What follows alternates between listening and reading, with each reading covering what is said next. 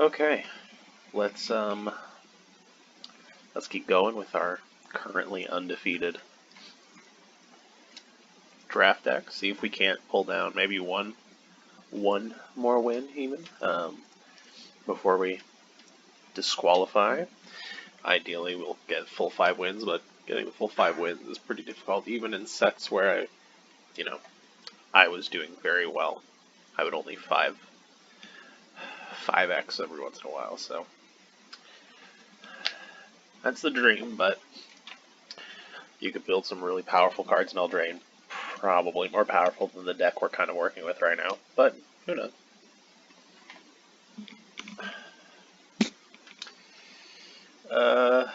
This hand seems pretty slow, but we have the 3 lands, which is good for multiple reasons. This is probably better than mulliganing. We're also on the draw, so we can draw like a 2-drop or something. Yeah, so we just play out a Rimrock Knight. Normally we don't have to hold it up for a pump unless our opponent doesn't do anything with their turn 2. Perhaps we'll just wait.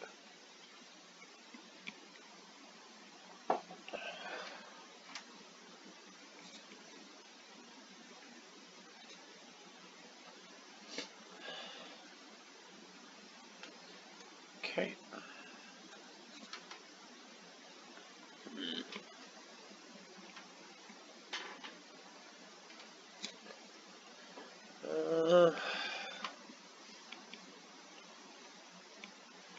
I'll probably play out the Rimrock Knight here.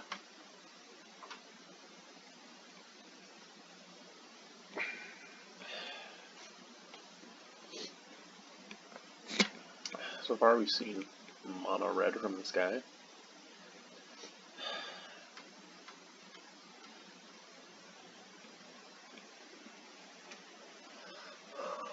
Seven dwarves deck, huh?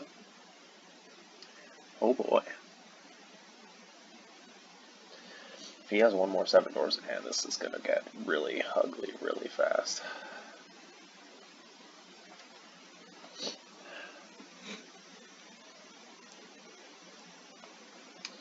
Hopefully they don't, so we can trade my 3/3 for their 3/3 and then bring the other 7 dwarves down a peg. But perhaps they really got there on 7 dwarves. I mean, if you really got there on 7 dwarves, you could pretty easily have a deck this, at a 3/0 slot. Well, that's also bad. Holy shit. So we're down to 10 already. I think we played the Clockwork Servant. Oh yeah, we attack no matter what.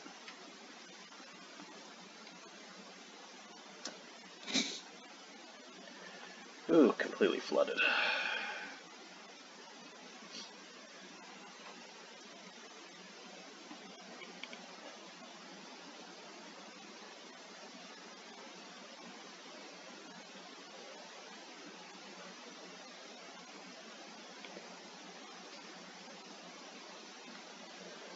Place our card next turn, which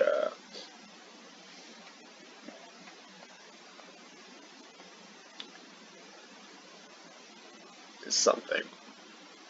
Oh, I see. That makes sense.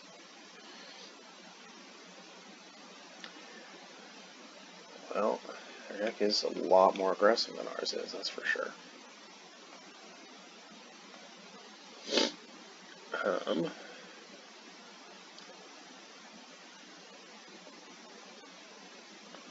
I played Merchant of the Veil in the deck. It's a somewhat decent blocker. Nah.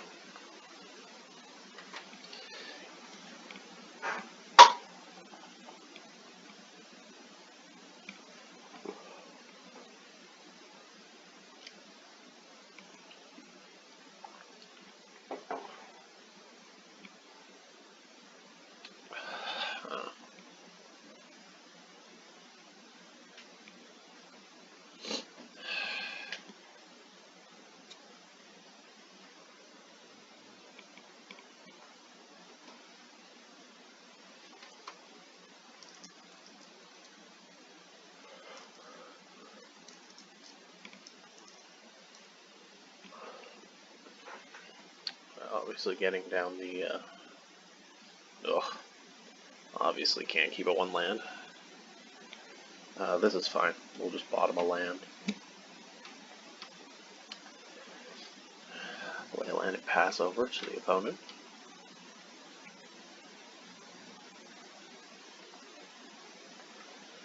Play out our Rimrock Knight. We could keep it up to Boulder Rush because we have Raging Redcap, which is excellent, but I think we want to apply pressure as fast as possible because maybe if we end up being the aggro deck in this situation, we can put them off kilter. Man, Raging Redcap. Or Redcap Melee is proving to be an excellent card. I guess they weren't lying about Red being underdrafted.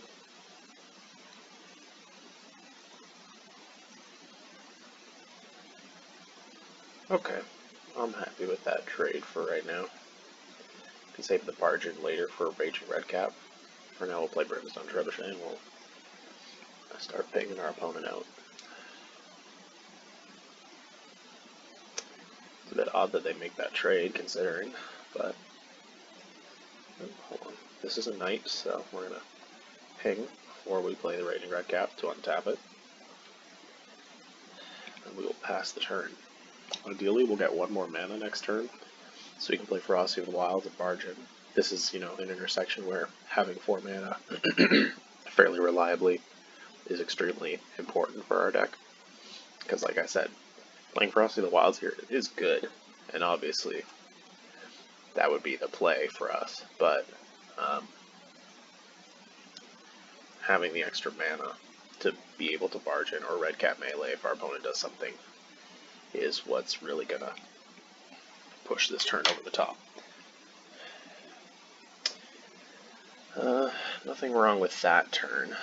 I think Ferocity of the Wilds is still better because there aren't any 1 mana red.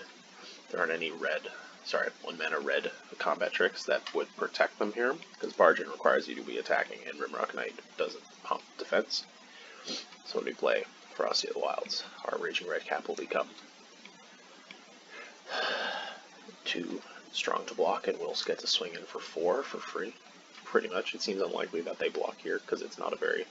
We still do 2 damage, and they lose a creature, so it seems like a very bad block for them. Yeah. Alright, we're not doing too bad. Maybe our opponent just got, like, the nut draw last game. Or they just got to play down the 2 3/3s that paired extremely well against our board, and then they just got all their little removal to get stuff out of the way.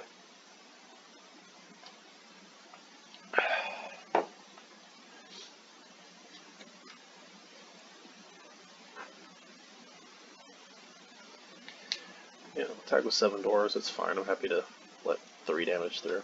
I haven't taken any damage yet. Much rather have the repeat triggering of the Brimstone Trebuchet. Yikes. It's a big, big creature. Redcap Melee is just too weak, but if they block the Raging Redcap or something, that's good news for us. So we're going to go ahead and make that attack. Yeah.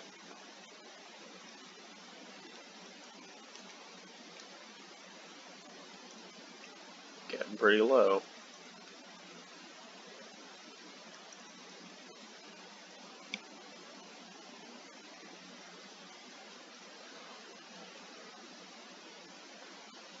So we'll Redcap Melee the Rampart Smasher, and then the first strike damage will be enough to kill it. I think we're also going to play the Rimrock Knight here, just so that we can pressure our opponent even more. Then we have Bargain available for next turn as well. So we can do this and play the Rimrock Knight. So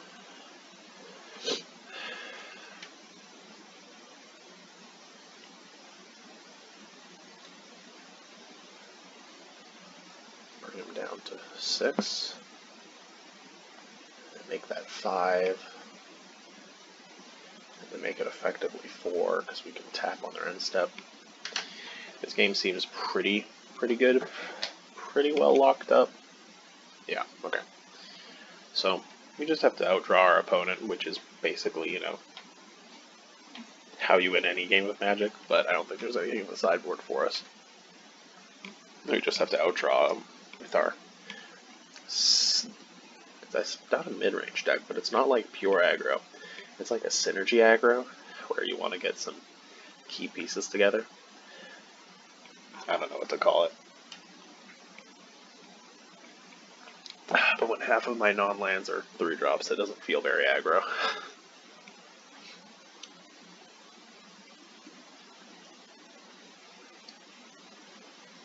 Alright, so opponent gets to go first, which is really bad for us, unfortunately.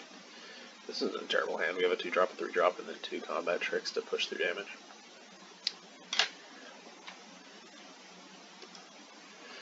Again, we don't want to get flooded in this position, but we have all 3 of our Bargains, which will make attacking with the Rimrock Knight pretty good, because attacking with the Rimrock Knight, again, is not something that's very suspicious, since it can't block anyways.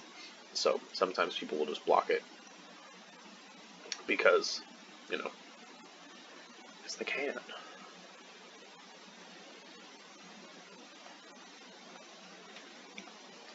So we play out the Rimrock Knight. Of course, Bargain doesn't pair super well against... Oh wait, Rimrock Knight can't block, blah blah blah, as I was just saying. The alternate art sometimes makes me, like, forget. I mean, I forget Rimrock Knights can't block most of the time anyways. But the alternate art makes me even forget, like, when I can see it right there in front of me. Well, it's hard to,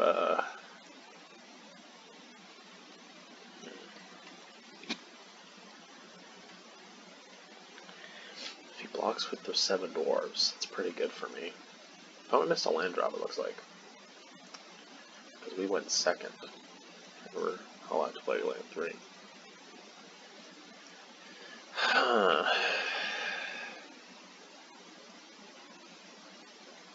Well, the Rimrock Knight can't block anyways.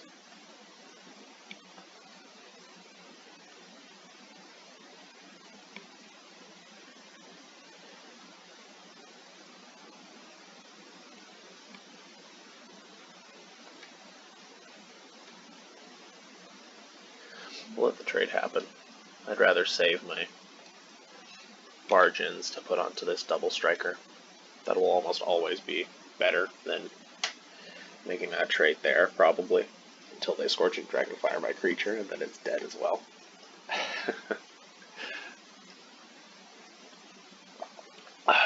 Like I said, it's all about who outdraws their opponent in this matchup. And so far, our opponent is outdrawing us despite missing land drops. But if they keep missing land drops and they can only do, you know, and they get to a point in the game where they can't double spell, but we can. Alright, they're at 3 mana, so things are not looking ideal. I think that I'm happy letting that go through. I can block that with the Jousting Dummy later.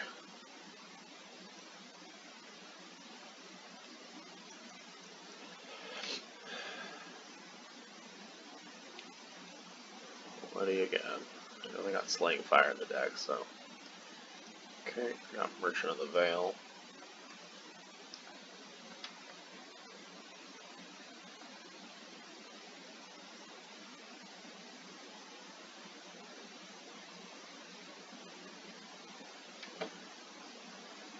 Okay. So use one of our Bargains here. Trade that, that Merchant of the Veil. Put the Jousting Dummy down. Jousting Dummy pairs again very favorably against the, well, not favorably, but it lets us trade with the Rimrock Knight.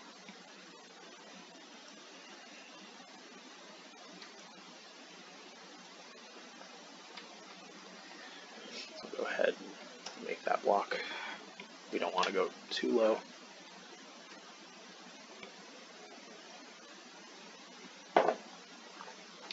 Raging Redcap, huh? Interesting. Ooh, Sarkara.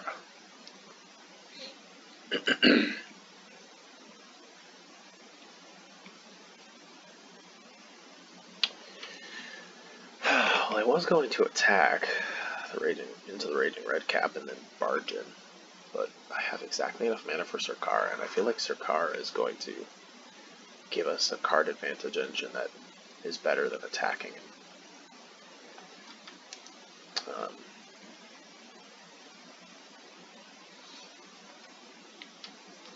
We can always block the Raging Red Cap on attacks with our Red Cap Raiders, and they'll either trade or they'll trade with a combat trick. And hopefully we can untap with Sirkara. They don't have their Scorching Dragonfire.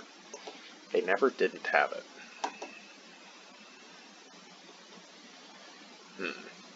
Well, I'm not sure if I want to go from... No, I don't think I'm going to block here.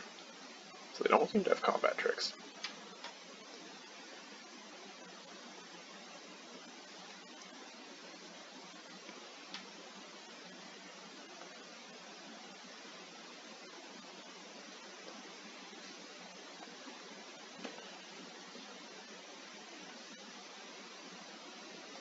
I think I will tap this down.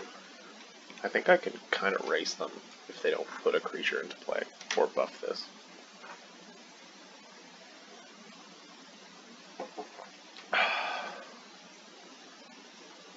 Heraldic Banner. Well, that's exactly what we didn't want to have happen, because that changes a lot for us.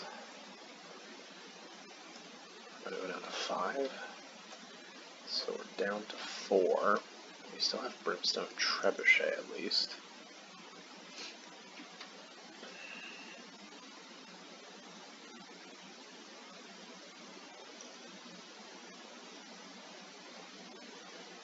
I think the correct play is to still attack. Maybe we spew one of our Bargeons to push through an extra 2 damage. Or do we just pump it? No, if we pump this, we can't play Brimstone Trebuchet.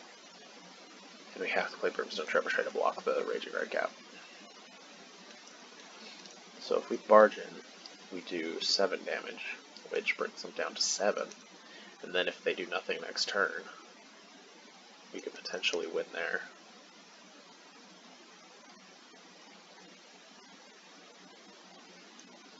But that also holds true anyways, because it gives trample. It's probably not the correct call to barge in right now. Because we could next turn potentially, if in that same hypothetical winning situation for us, we just barge in each of these because we have both. So it's probably correct to just make this attack without pumping. The only reason would be...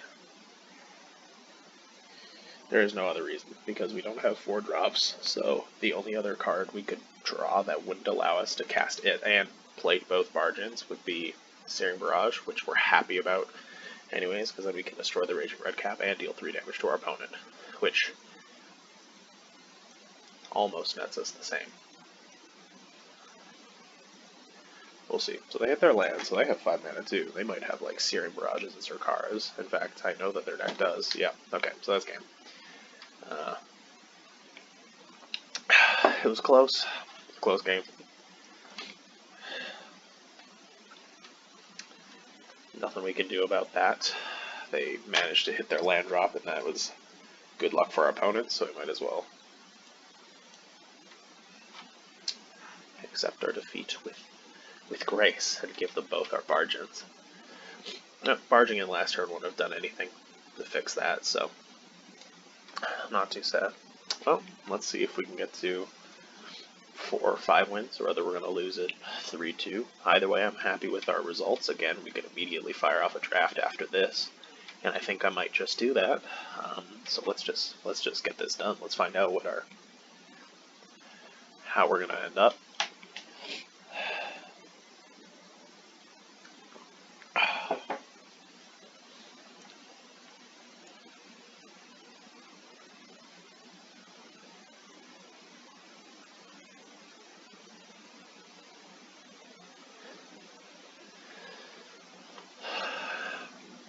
A close match for sure, though. So now that we're in the next one bracket, maybe we'll be able to steal a win because we won't be going up against other undefeated decks. But totally possible people at this point of the X1 bracket will also be good. Oh, the opponent goes first. We're on the draw.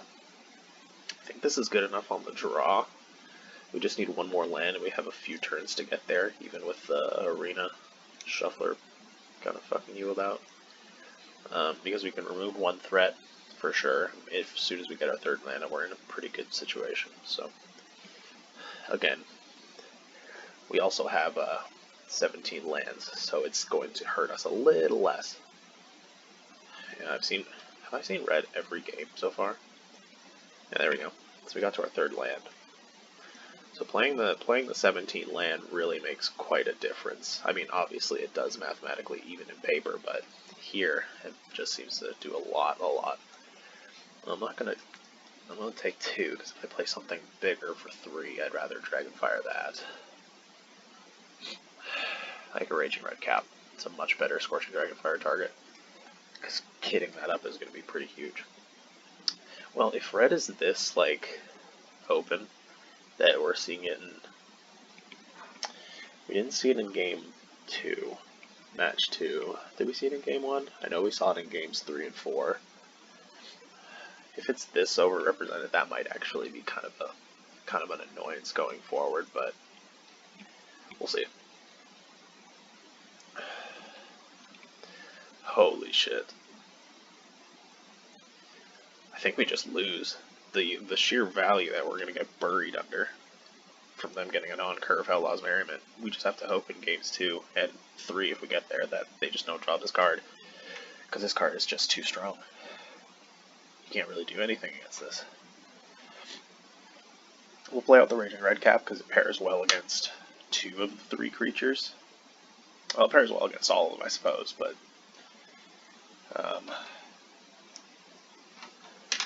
damn. Yeah, holy crap. Not good.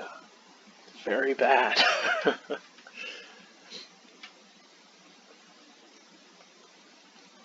Play this guy out. So they get the pinger. So Redcap can't block anymore.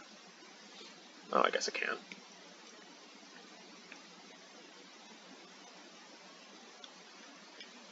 No blocks. I'll let you deal 2. I think our out against the Outlaw's Merriment is just to attack so hard and fast that, well, they would have to play something like Fireborn Knight to really deal with us. Come on, man. That's nasty. I hate that. Wow. Opponent's got an amazing Boros deck. Attack with the Hedgewalker, we have the opportunity to, get some damage in. Once this untaps with mana, we're not going to be in a position to block all that often.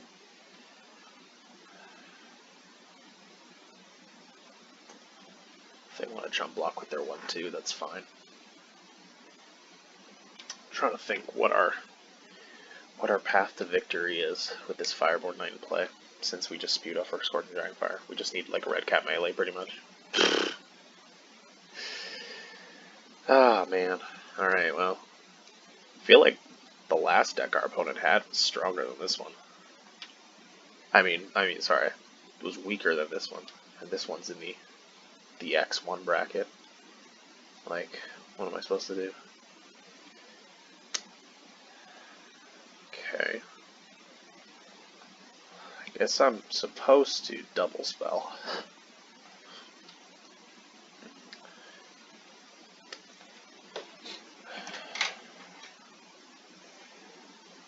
Yeah, I just need to. My outs currently are to top deck a.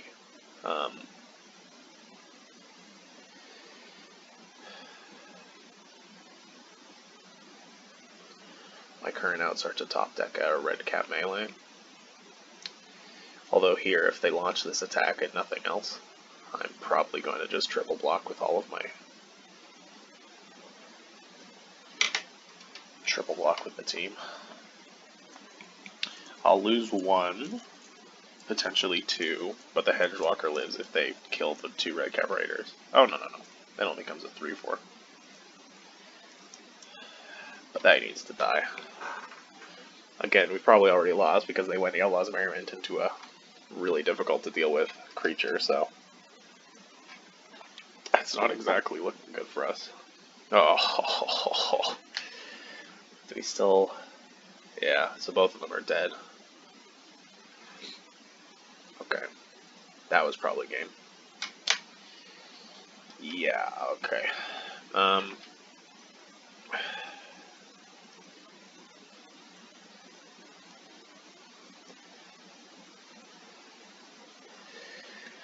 Okay, it's time to do some crazy stuff.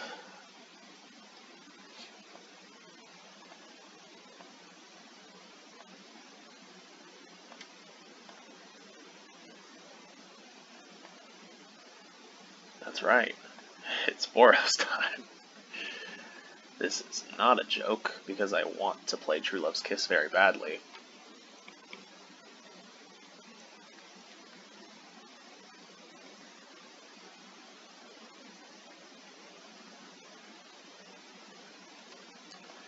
What's our human versus non-human count now? 11. That's pretty good still. These don't attack, though.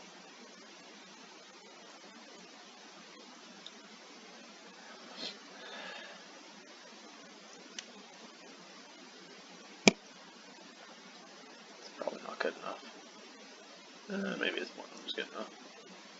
Get rid of what? A jousting dummy, maybe? Maybe the Clockwork Server's not good enough, because we'll be playing... Can I put lands in the deck? Yeah, okay.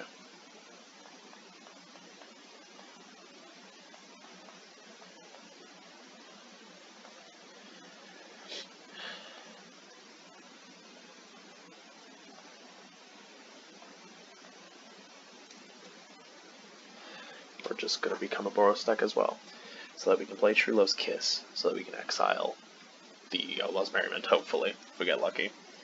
We have Outflank, just another piece of removal. We have Silverflame Squire to help us against Pump. We have Inspiring Veteran to just make our board stronger. This is a situation where I'm happy to go down to whatever lands, but now we also have to keep in mind we can't keep shaky hands for lands at all, like we have been with like the 2-4 rule, because now we have to think about color as well. I will play first. 3 lands is pretty good. This is a good setup for sure. These go together extremely nicely. Start with Mountain. Let them know, nothing's changed. This deck, what are you talking about? Nothing's changed. Surprise! Red Cat Melee, of course.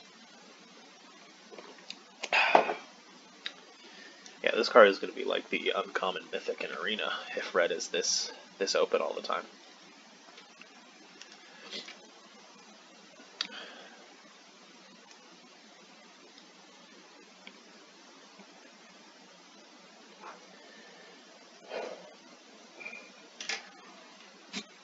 No blocks.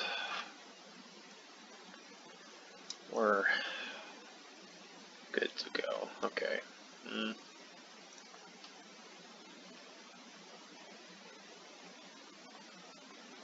Probably make another attack here. We're not going to play the Raging Redcap because we can use the Silverflame Squire's effect to eat something on blocks. And the next turn we can either Raging Redcap and play the Silverflame Squire from Adventure or Sarkara. Probably Sarkara will play later because we know they have a lot of good removal. So we will untap. So if they have removal, this is going to be a total blowout, because we will lose the Raging Redcap and the Silverflame Squire, but they didn't. So maybe they have Pump. Not sure. If they do, they still go down a card, because both of our creatures have first strike, so a Barge in just makes this an even trade, unless they have a Barge in now. Okay. Well, it's kind of a 2-for-1.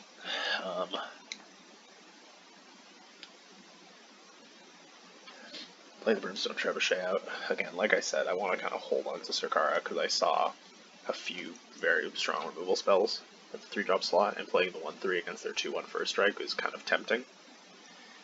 Oh dear.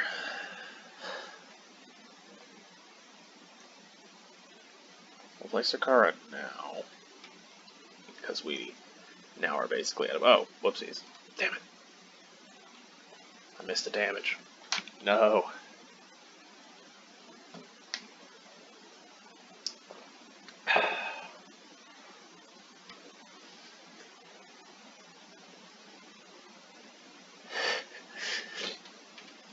Oh man, to think that they had this card and I decided that making my deck white was going to be the way to go. This deck is this card is a total beating against any aggro deck that has white in it. Any aggro deck in general having to pay mana to attack is pretty bad, but thankfully for us we're on the defensive right now, so surely there's a trick here, but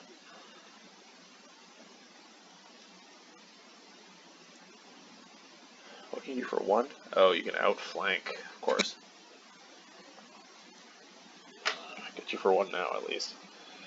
Then we'll take 4. You can play the Raging Redcap, and then use Rimrock Knight. It's pretty effective against the Fireborn Knight, provided if they play a creature before going to combat, they're not. So now it's less effective.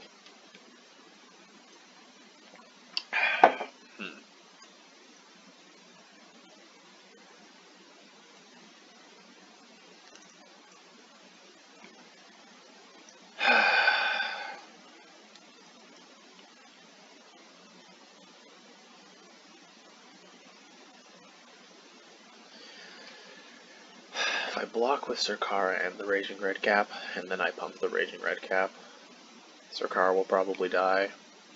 Even if they pump it, they would need to have something else. And I can still use Sarkara to kill the Youthful Might. That might be okay.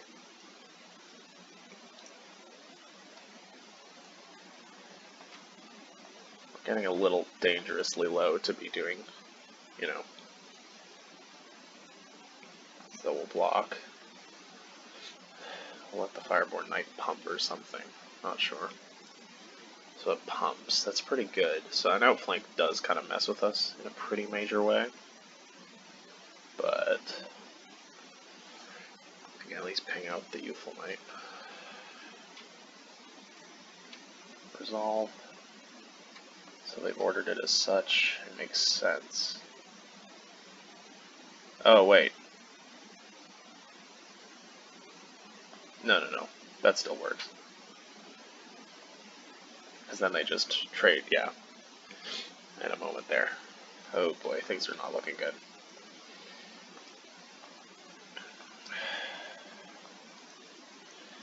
Deal 2. We can play out the Rimrock Knight, but things are not looking good if we can't deal with that Archon of Absolution, because, you know, we can't block it with anything.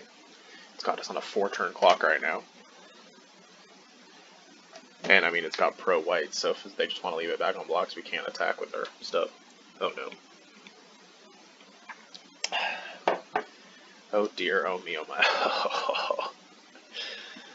Oh no. Well, attacking with the Rimrock Knight is a fool's errand, but